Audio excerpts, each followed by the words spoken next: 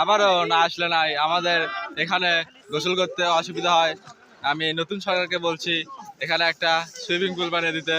হ্যাঁ, এখানে যদি একটা সুইমিং পুল দেওয়া হয় তাহলে অনেক সুন্দর হবে। এখানে দেখেন, এখানে একটা সুইমিং পুল না থাকার কারণে এখানে গোসল করতে অসুবিধা হয়। দেখেন, আমি নতুন সরকারকে বলছি একটা সুইমিং পুল দেওয়ার জন্য।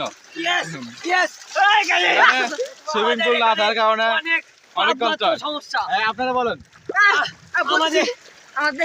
আমি বলতেছি আমাদের এখানে একটা ব্রিজ নেই বলে আজকে আমাদের পারাপারে অনেক সমস্যা হয় এবং আমাদের এখানে গোসল করতে অনেক সমস্যা হয় এবং ল্যাট্রিনের অনেক ময়লা আবর্জনা এই নদীতে এসে মেশে এখানের পানি আমাদেরকে খেতে হয়। আপনাদের এটা ঠিক করতে হবে। এখন আমরা হচ্ছে এখানে বর্তমানে এরা এরকম বিভিন্ন অবদানের কথা নিয়ে টাকা নিয়ে বিভিন্ন মদের আসক্ত। তাই আমি বলতেছি কেউ বলছি হ্যাঁ, আমি জাতীয় সংখ্যাকে বলছি